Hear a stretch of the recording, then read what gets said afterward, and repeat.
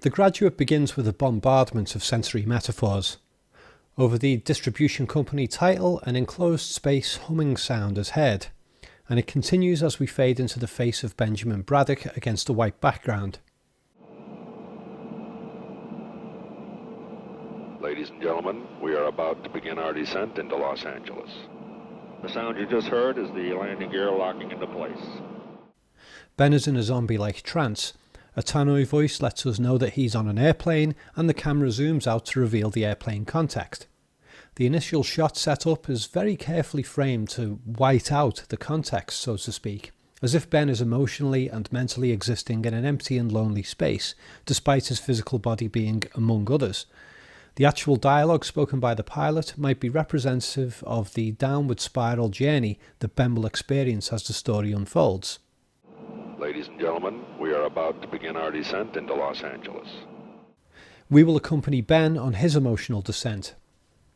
The bland formality of the tannoy dialogue is typical of the overly structured academic achiever lifestyle that Ben feels locked into and which he will increasingly reject as the story carries on. This tannoy dialogue ends with a blatant line of false personal sincerity. We have enjoyed having you on board and look forward to seeing you again in the near future. There's no conversation among the people on the plane, lack of real communication being a factor in the story. Everybody looks kind of unhappy here, but especially Ben.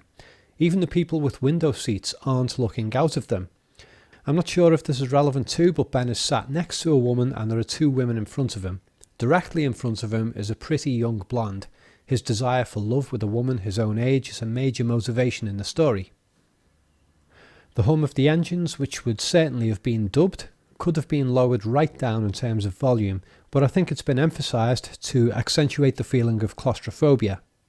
In later scenes, that feeling will be presented through the metaphor of Ben being submerged in water. This single shot lasts about 25 seconds, and a lot is being communicated already. Cut to Ben walking through a long corridor of the airport accompanied by a song, The Sound of Silence by Simon and Garfunkel. This is only the second shot of the movie, but it lasts for about 90 seconds, and again a lot is communicated here in the fine details.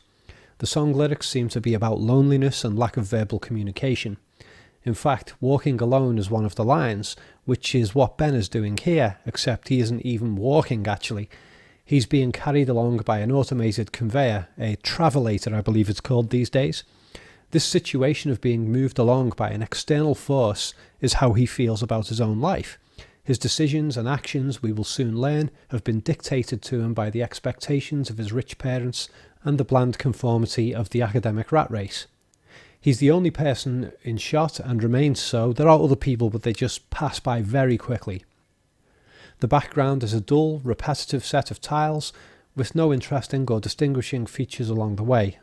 No colours, no doors, no posters, no windows, nothing. So it's like he's being moved along, but not even going anywhere. Again, the story of his life. Others pass him by rapidly in both directions, but not long enough for us to view their faces. The only other sound besides the song is a repetitive tannoy recording of a voice telling everyone to keep to the right and to have their hand on the railing. I've come to talk with you again. Stand to the right. Ben keeps looking up as if the tannoy is the voice of God barking orders at him. It may as well be his parents speaking on this tannoy. He keeps putting his hand on and off the railing as ordered, while others just stride past him, comparatively in charge of their own destinies. This tannoy instruction raises an important issue. Ben's dilemma of feeling trapped by the world is partially his own fault, because he's too obedient. He does as he's told. He doesn't challenge or defy people who present themselves as authority figures. Ben sees other people ignoring the tannoy voice and looks momentarily confused, as if he simply doesn't believe that ignoring the tannoy voice is an option. Another detail is that the people who are passing on the other side, he doesn't take any notice of them, but his eyes do follow one approaching figure until it passes. And it's a woman. We only see her in silhouette, but I'll bet she was young and pretty, thus fitting his desired female archetype, just as Mrs. Robinson's daughter Elaine will do so later. There's a slight jump cut in the footage, but I suspect that was because there simply wasn't enough of the long, bland wall to fill the entire 90 seconds of the shot, so I think they've done several takes here. At the end, the travelator moves him off to the right until we're left with his shadow moving off screen and about to see nothing but blank, boring white tiles, somewhat similar to the white background framing of his opening facial close-up. After Ben has moved off screen, we cut not to him being moved on screen elsewhere, but his luggage being moved along by a conveyor belt.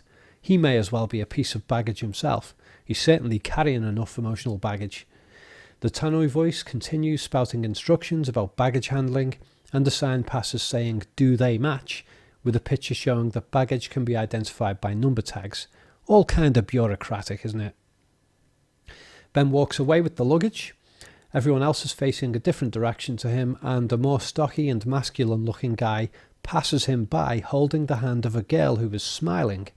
We get a good look at them.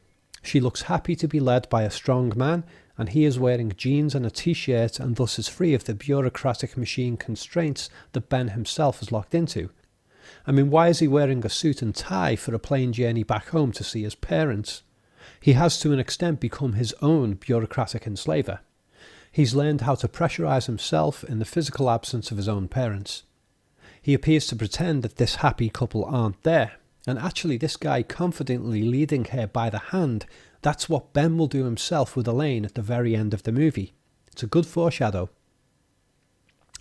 And finishing off the title sequence, the tannoy continues speaking orders about car parking as Ben approaches the airport exit, gesturing a wave to someone outside. No doubt this was his parents waiting to greet him, and it's significant that they are not in shot, they're not shown, given how disconnected he is from them throughout the whole story. The automated doors with their "use other door" signs further the feeling of Ben's life being controlled by strict rules set by others. And finally dissolve to Ben's blank face in a shot similar to the one on the plane. He's in the same emotional space now that he was then, alone, feeling separate, trapped and emotionally submerged. The airplane cabin and the fish tank being mutual metaphors of him being in an emotional prison. Not the little submerged diver behind him, he will be that trapped diver in a later scene when his parents pressurise him to wear one that they bought him as a gift. So, a superbly conceived little title sequence, nothing glitzy but psychologically potent, and it lets us know subconsciously that the film we're about to watch will be mostly operating on the same richly symbolic level. It should be a boring sequence, but the onslaught of telling details draws us in. Now you might think I've overanalyzed this little sequence, but on the surface plot level, all that's happened is that Ben has arrived at an airport, collected his luggage, and been greeted by his parents. That could have been easily communicated in less than 10 seconds of screen time, but the filmmakers have panned this out to 2.5 minutes. Why? Well, of course, to get the titles in for sure, but the opportunity has been taken to get in all these little sensory metaphors about Ben's state of mind. Multiple aspects of his character have been laid out without him having to say a word, and the whole 2.5 minute sequence consisted of just 4 shots, 5 if we include the final shot that we dissolve to for the next scene. By the time the titles end, we emotionally know Benjamin Braddock surprisingly well, even though most of the specific circumstances of his life haven't yet been presented. And from here, his journey of personal change can be explored. Thanks for watching. If you're interested in this kind of film analysis, then do check out my other videos here on YouTube, and be sure to go to my website collativelearning.com. I've got digital downloads there, I've got some free articles there too, so go and check them out, and do consider supporting me on Patreon as well, because I'm working on a much longer analysis of The Graduate, and that one I will probably make a Patreon exclusive video. Links are in the video description below. Bye for now.